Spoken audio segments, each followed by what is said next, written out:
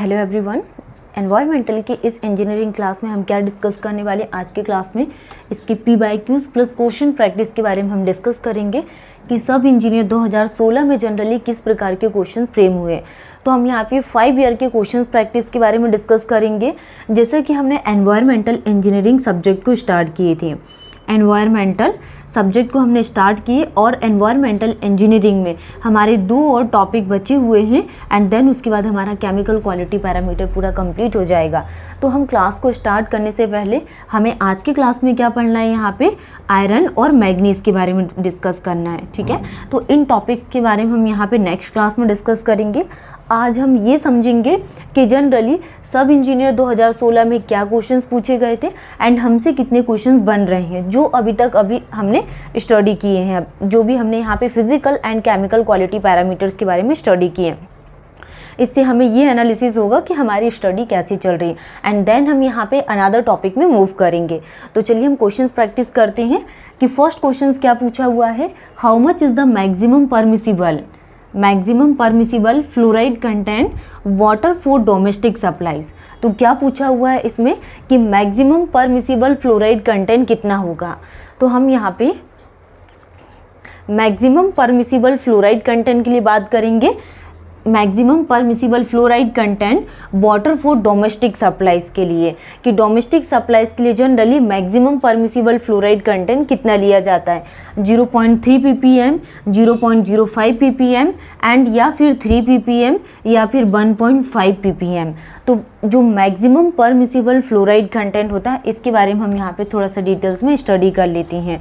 हमने क्या डिस्कस किया था कि if fluoride content is less than, कितना लेस देन, ये क्या 1 mg पर लीटर प्रेजेंट रहा ड्रिंकिंग वाटर में, तो ये क्या प्रिवेंट करेगा किसको, डेंटल कैविटी को, किसको प्रिवेंट करेगा, डेंटल कैविटी को प्रिवेंट करेगा। ठीक है, ये पैरामीटर्स के बारे में हमने बात किए थे। और but if is exist 1.5 mg पर लीटर, तो ये किसको कॉज करेगा, यहाँ पे मोटलिंग ऑफ टीथ को क्या करेगा, कॉज करेगा। And mottling of teeth is also known as bone fluorosis इसको बोला जाता है। तो इन पैरामीटर्स के बारे में हमने डिस्कस किए थे। ये dental cavity and dental fluorosis क्या कॉज करता है, जब हमारे पास 1.5 mg पर लीटर प्रेजेंट रहेगा तो ये डेंटल फ्लोरोसिस को कॉज करता है। और अगर ये 5 mg पर लीटर से ज़्यादा कॉज करेगा तो decolorization of teeth take place.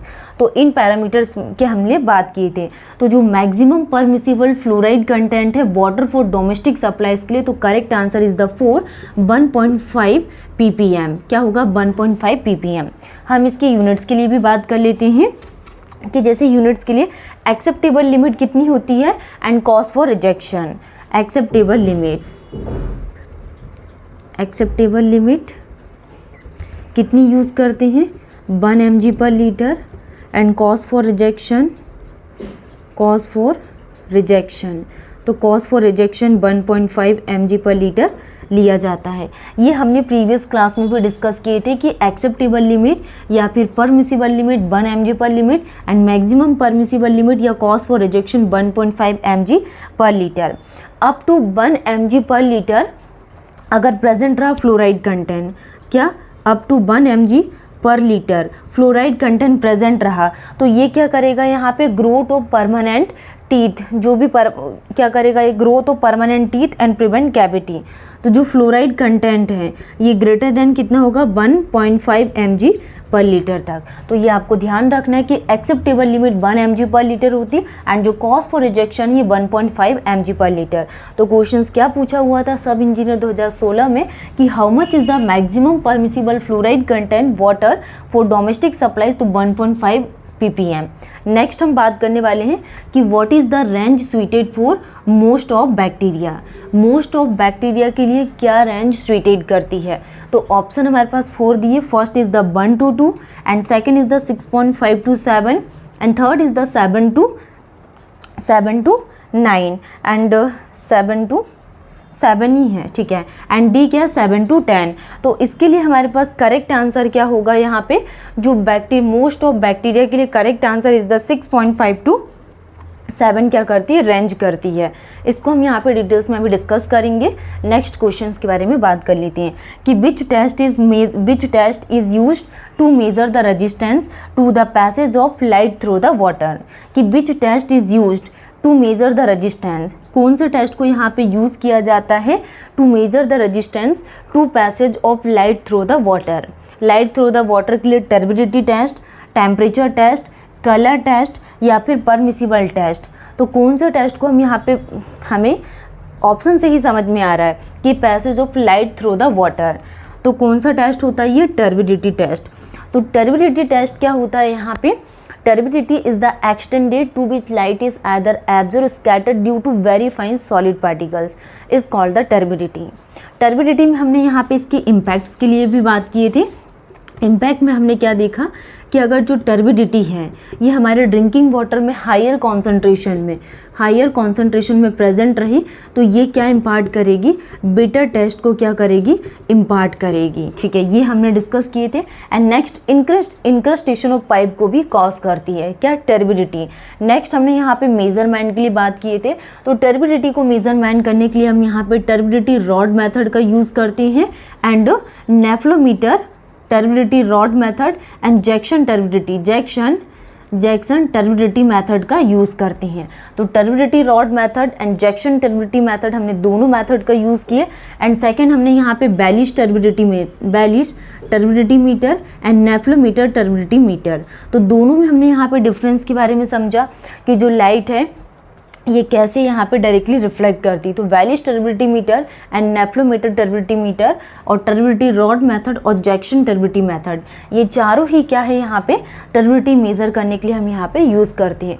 हमने टर्बिडिटी की रेंज के बारे में डिस्कस किए थे कि टर्बिडिटी की जो रेंज लाया करती है ये 1 NTU nephelometer turbidity unit and 10 nephelometer turbidity unit. तो जो मैक्सिमम परमिसिबल लिमिट है और मैक्सिमम परमिसिबल लिमिट 10 NTU और कॉज फॉर रिजेक्शन, और परमिसिबल लिमिट और एक्सेप्टेबल लिमिट 1 NTU क्या करती है, यहाँ पे लाई करती हैं।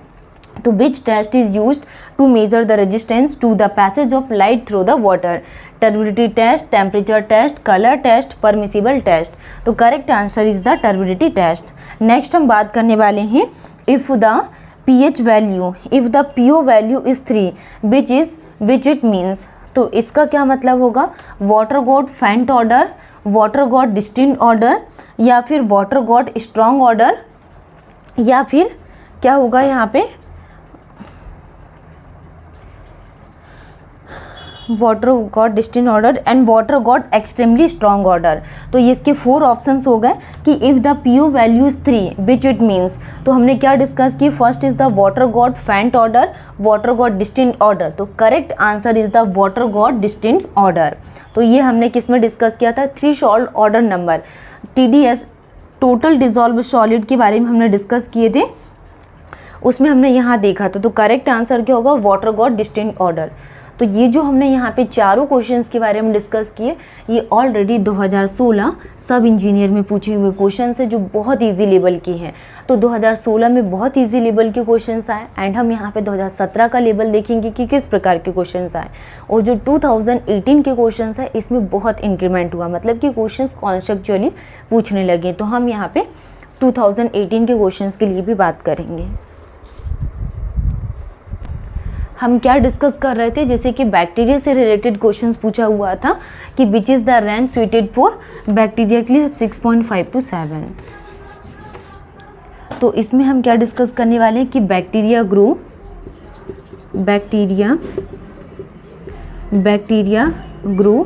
मोस्ट रैपिडली, बैक्टीरिया ग्रो करेगी most rapidly in the range of, तो जो bacteria grow most rapidly in the range of temperature between कितने टेम्परेचर पे, 40 डिग्री फ़ारेनहाइट से लेकर 140 फ़ारेनहाइट तक क्या करता है, लाई करता है। तो ये हमने डिस्कस किया कि bacteria grow most rapidly in the range of temperature 40 Fahrenheit से लेकर 140 फ़ारेनहाइट तक रेंज करती, एंड मोस्ट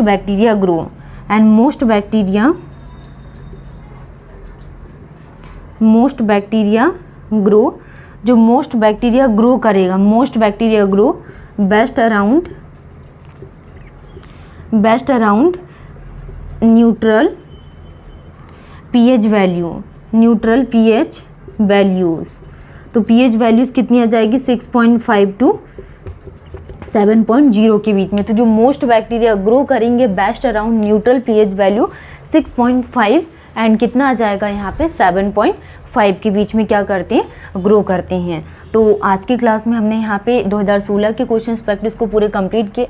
नेक्स्ट क्लास में हम यहाँ पे 2017 में किस प्रकार के क्वेश्चंस पूछे गए थे 18 में, तो इन टॉपिक्स के बारे में हम डिस्कस करेंगे। एंड देन हमारा जो एक और टॉपिक रिमेनिंग बचा हुआ है उसको हम कंप्लीट करेंगे।